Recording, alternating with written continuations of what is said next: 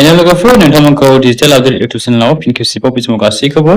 गिबियावनो बरायना लाग्रोबाय लोगोफोर दायो लोगोफोर जोबोद मोजां खौरां नोंथांनि थाखाय लेटेस्ट आपडेट्स लानानै फैदों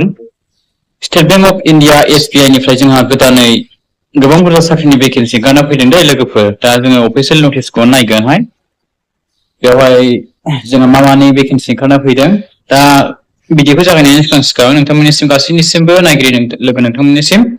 आंनिफ्राय मोनसे गुरै खावलायहरनाय जाबाय लोगोफोर नोंथांमोना चेनेलखौ साबस्क्राइब खालामनानै लाग्रोबानो जाबाय लोगोफोर दा बेवहाय SBI बेंकनिफ्राय जोंहा गोदानैहाय साख्रिनि भेकेन्सि ओंखारना फैलायबाय लोगोफोर दा बे साख्रिया जोंहा मानि जागोन होनब्ला लोगोफोर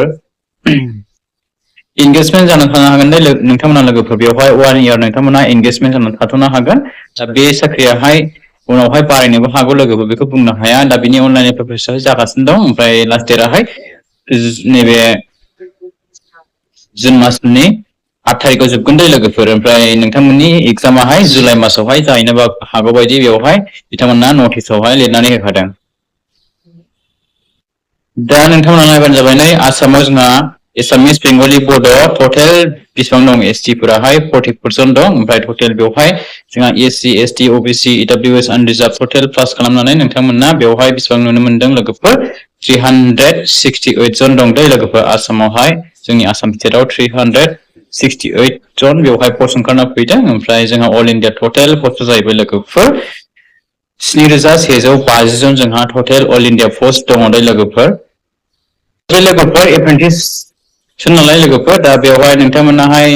आसाम स्टेटनिखौ काछार डिमा हासाव नलबारि बरपेटा बेफोराव नोंथांमोना मोनदों आरोखि लोगोफोर ट्रेनिं सेन्टारखौहाय ओमफ्राय लोगोफोर नोंथांमोना बैसोखौ नायोब्ला बेवहाय 20 बोसोर जाथारनांगोन दे लोगोफोर बेवहाय 19 बोसोर बैसोआहाय हानाय नङा एप्लाइ खालामनो ओमफ्राय 28 बोसोरसिम हागोन जोंहा एप्लाइ खालामनो थाखाय ओमफ्राय माखासे जोंहा एलिजिबल थाखायो बेखौथ' नोंथांमोना मिन्थिखायो गासैबो नोंथांमोना बेखौहाय मिन्थिखायोआनो आं माखासे इम्पर्टेन्ट पइन्टखौ नोंथांमोननो खिन्थाहरनोसै लोगोफोर बे सर्टकाटनो ओमफ्राय नोंथांमोननि फरायनाया जानांगोन दे लोगोफोर ग्रेजुवेट माने डिग्री पास नोंथांमोना जाथारनांगोन दे लोगोफोर डिग्री पास नङाबा नोंथांमोना क्लास 10 प्लास ओरैनो नोंथांमोना हायार सेकेन्डारि पास बा नोंथांमोना हानाय नङा दे लोगोफोर एप्लाइ खालामनो थाखाय नोंथांमोना डिग्री पास जाथारनांगोन होननानै बेवहाय बुंखादों ओमफ्राय नोंथांमोननि बे ट्रेनिं एप्रेन्टिस ट्रेनिंआहाय लोगोफोर 1 इयारनि थाखाय दे लोगोफोर नोंथांमोनाहाय 1 इयारनि थाखाय नोंथांमोना इंगेजमेन्ट जानानै थानो हागोन लोगोफोर बेवहाय ओमफ्राय बेवहाय पारमानेन्ट नोंथांमोननि स्टिपेन्ड बेनिफिटआ जाहैबाय नै सेलारि हिसाबै नोंथांमोननो होदों बेवहाय 15,000 दे लोगोफोर 15,000 नोंथांमोना मोननो हागोन बेवहाय नोंथांमोना बेबायदि हिसाबैहाय बिथांमोना बेवहाय होदों ओमफ्राय नोंथांमोननि एग्जामाहाय मा टाइपनि जागोन दा एग्जामा जाहैबाय नोंथांमोनाहाय अनलाइन टेस्ट जागोन मोनसेया ओमफ्राय नोंथांमोना मोनसेया लकेल लेंगुवेज माने नोंथांमोना बाइबा भइस होनांगोन आरोखि ना लोगोफोर दा बेवहाय अनलाइन राइटिं टेस्टआहाय साबजेक्टफोरा नायदो लोगोफोर आं सर्टकाट नोंथांमोननो खिन्थाहरनोसै बेखौ आङो फरायनानै एसेबां माने खिन्थाहरनांगौ सानबाय थायासै लोगोफोर नोंथांमोना बेखौहाय नायबानो गाव गावनो बुजिनो हाखागोन लोगोफोर बेखौ नायदो साबजेक्टफोरा मा मानिफ्राय फैगोन जोंहा साबजेक्टआ जाहैबाय मोनब्रै साबजेक्टनिफ्राय फैगोन जाहैबाय लोगोफोर ओमफ्राय मोनसे साबजेक्टनिफ्राय पसिस नाम्बार दानगोन ओमफ्राय 100 मार्क्सनि जागोन टटेल ओमफ्राय मोनसे साबजेक्टआव 15 मिनिट करिया जायो नालाय लोगोफोर दा बेवहाय 60 मिनिट्स नोंथांमोना 1 आवार नोंथांमोना 1 घन्टा टाइम मोनगोन दे लोगोफोर ओमफ्राय नोंथांमोना बेवहाय अनलि नोंथांमोना इंलिसजोंल' नोंथांमोना बेवहाय होनो हागोन एग्जामखौ बेवहाय बुंखादों लोगोफोर दा बेवहाय आसाम स्टेटनिखौ नोंथांमोना नायोब्ला मिडियाम एग्जामाहाय मा माजों जागोन इंलिश हिन्दी एसामिस बेंगलि बे टाइपनि मोनब्रै टाइपनि जागोन दे लोगोफोर नोंथांमोना बे मोनब्रै लेंगुवेजजोंहाय नोंथांमोना होनो मोनगोन माने कुइसन पेपारावहाय इंलिशबो थागोन ओमफ्राय हिन्दी एसामिस बेंगलि थागोन दे लोगोफोर बेखौहाय बिथांमोना क्लियारैहाय बेवहाय बुंदों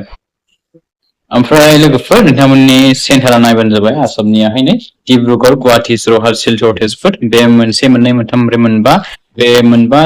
जायगायावहाय नोंथांमोना एग्जाम सेन्टाराहाय बेवहाय नोंथांमोना बे सेन्टारावहाय कन्डाक्ट खालामगोन लोगोफोर बेवहाय नोंथांमोननि एग्जामाहाय नोंथांमोना हैनो हागोन लोगोफोर अनलाइन फिस दं दे लोगोफोर जेनेरेल OBC EWS केन्डिडेट्सफोराहाय 300 रुपिस नोंथांमोना पेमेन्ट दाननांगोन ओमफ्राय जायफ्रा SC ST PWD केन्डिडेट्सआव गोग्लैयो बिथांमोनाहाय थाइसेबो पेमेन्ट दाननाङा लोगोफोर अनलाइन एप्लाइ खालामनाय समावहाय दा बेनोसै लोगोफोर नोंथांमोना आङो माखासे इम्पर्टेन्सफोरखौहाय सर्टकाट नोंथांमोननो खिन्थाहरनाय जाखाबाय लोगोफोर दा नोंथांमोना जायफ्रा इन्टारेस्टेड आरो जायफ्रा ग्रेजुवेट पास जानानै दङ नोंथांमोना एप्लाइ खालामबानो जाबाय नोंथांमोना 1 इयारनि थाखाय नोंथांमोना एंगेजमेंट जानानै थानो हागोन लोगोफोर स्टेट बैंक अफ इण्डियानि बेंकनि खामानि मावनो हागोन लोगोफोर दा बेयो बारायनोबो हागौ लोगोफोर बेखौ बुंनो हाया जायखिजाया नोंथांमोनाहाय एंगेजमेंट जानानै थाथ'बानो जाबाय लोगोफोर जुदि नोंथांमोना एलिजिबल जायोब्ला नोंथांमोना एग्जामाव पास खालामनो हायोब्ला दा नोंथांमोना एग्जाम होखांब्लानो नोंथांमोना एग्जाम होखांनानै भाइभा भइसल' लागोन लोगोफोर डाइरेक्ट एग्जाम बेनिफ्राय भाइभा भइस अब्ला नोंथांमोना साख्रिखौ डाइरेक्ट मोनगोन जाहैबाय दे लोगोफोर नोंथांमोना एंगेजमेंट जानानै थानो हागोन 1 year दा लोगोफोर आं बिदिब्ला बिदिखौ एसेखिनियाव फोजोबनो सानबाय thank you for watching see you again take care love you all